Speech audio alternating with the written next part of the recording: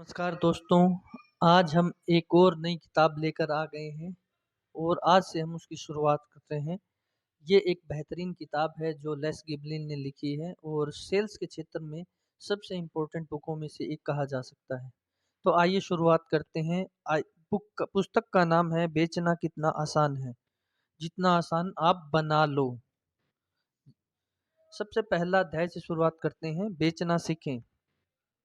इस पुस्तक का एकमात्र उद्देश्य यह है कि आप सेल्स की कला और हुनर सीखें। यह मायने नहीं रखते कि आप क्या बेचना चाहते हैं। आप बीमा पॉलिसी बेचना चाहते हो या रियल एस्टेट या टीवी, फ्रिज आदि। आप चाहे तो जो बेचना चाहते हैं वो बेच सकते हैं। इस पुस्तक में दी गई तकनीक और विधि उसके लिए कारगर सिद्ध होगी। आपको सिर्फ करना इतना है कि आपको आत्मसात होकर इसको फॉलो करना है। एक चीज़ याद रखिए, बिना परिश्रम के जीवन में कभी कुछ हासिल नहीं होता। हम कुछ सीखने के क्रम में छोटे छोटे कदमों से सीखेंगे और उनसे हम अपना अनुभव इकट्ठा करेंगे। वही अनुभव आपकी डेली हैबिट्स में कन्वर्ट हो जाएगा, जिससे आपको सीखने में, सीखा हुआ अप्लाई करने में आसानी रहेगी और आपकी सफलता को सुनिश्चित करेगा। यदि आप सफल होना चाहते हैं तो आपको सफल होने के सबसे पहले 6 कदमों को सीखना होगा। आइए शुरुआत करते हैं पहले कदम से। बुनियादी चीज़ों पर लगातार काम करेंगे। किसी काम को सीखने की शुरुआत उसकी बुनियादी चीज़ों को सीखने से होती है। उदाहरण के लिए, स्पोर्ट्स के क्षेत्र में खिलाड़ी रोज अभ्यास करते हैं, बार बार करते हैं, लगातार करते रहते हैं। नई चीज़ों से ज़्यादा उनका ध्यान बुनियादी चीज़ों के अभ्यास पर होता है। एक फुटबॉल खिलाड़ी घंटों तक ब्लॉकिंग या टैकलिंग का अभ्यास करता है। फुटबॉल की ये बुनियादी चीज़ें हैं। इन पर महारत हासिल करके ही कोई खिलाड़ी अपने आप को श्रेष्ठ साबित कर सकता है। बुनियादी हुनर के बिना किसी भी क्षेत्र में सफलता पाना बहुत ही असंभव है।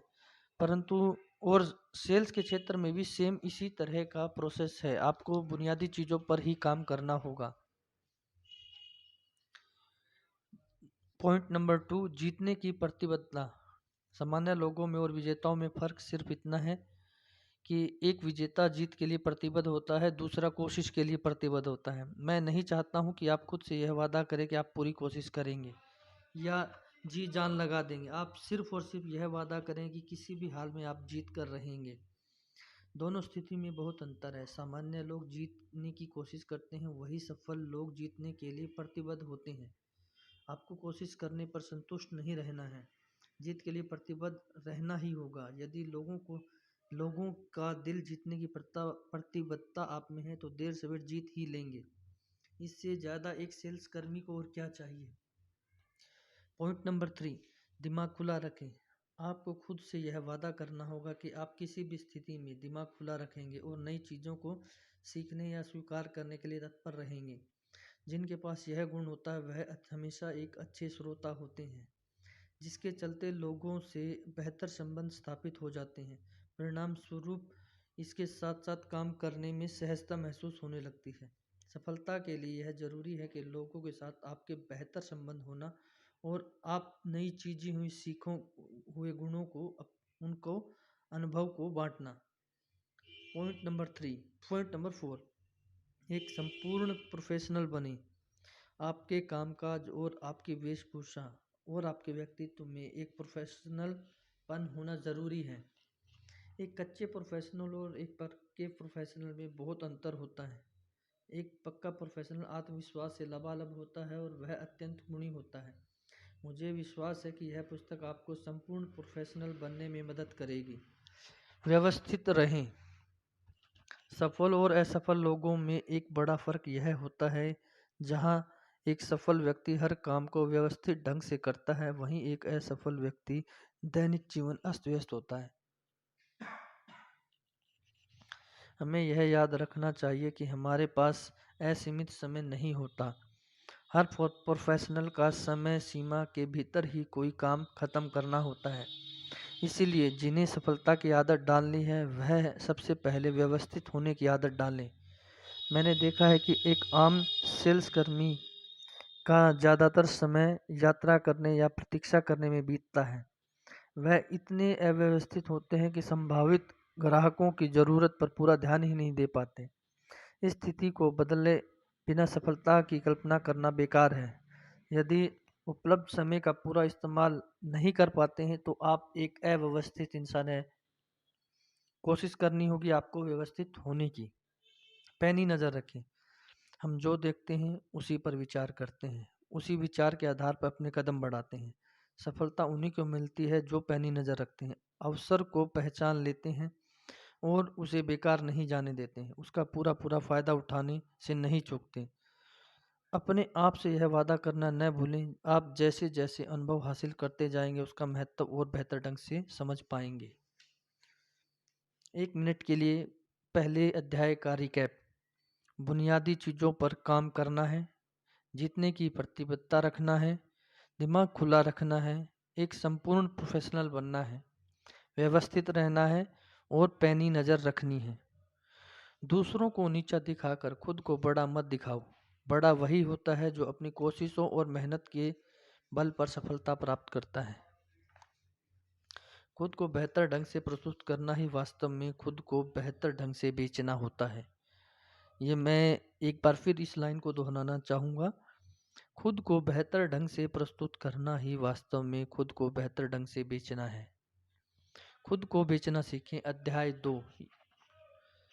इस पुस्तक का प्रमुख अध्याय उद्देश्य यह है कि आप मानवीय स्वभाव को बेहतर ढंग से समझें। आप यह समझने की कोशिश करें कि लोगों की क्या पसंद है और लोगों को क्या पसंद नहीं है। आप यह समझने की कोशिश करें कि विभिन्न परिस्थितियों में लोग किस प्रकार की प्रतिक्रिया देते हैं, क्यों देते हैं और कैसे देते हैं। यह समझ जब तक विकसित नहीं होगी, कोई भी सेल्स कर्मी ठीक ढंग से बेचना सीख नहीं पाएगा। यह सच है कि जब तक कोई सेल्स कर्मी खुद को बेचना नहीं सीखेगा, आप अपने प्रोडक्ट को नहीं बेच पाएंगे, क्योंकि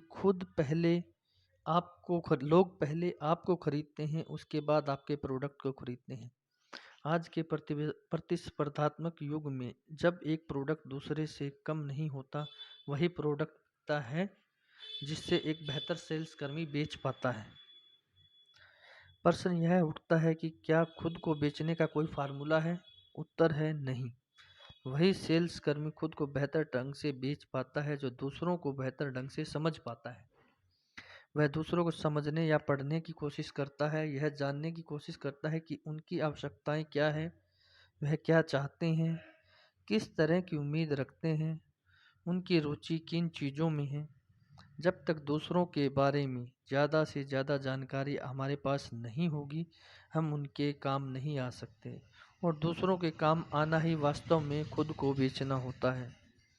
जब आप दूसरों की आवश्यकताओं को पूरी कर रहे होते हैं, ऐसे में आप खुद को और अपने प्रोडक्ट को बेच रहे होते हैं। यदि उनकी आवश्यकताओं को ठीक ठीक जानकारी आपके पास न हो, तो ऐसे में उनकी आवश्यकताएं पूरी नहीं कर पाएंगे और ना ही कोई प्रोडक्ट आप उन्हें बेच पाएंगे।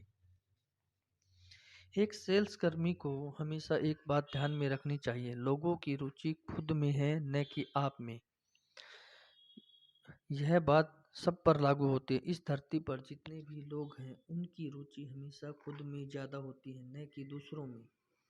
आपके साथ भी ऐसा ही होगा। आप ज़्यादा से ज़्यादा समय खुद के बारे में सोचते होंगे, अपने हितों और अपने उद्देश्यों के बारे में सोचते होंगे। इसमें कोई बुराई नहीं है, मनुष्य की प्रकृति ही ऐसी है।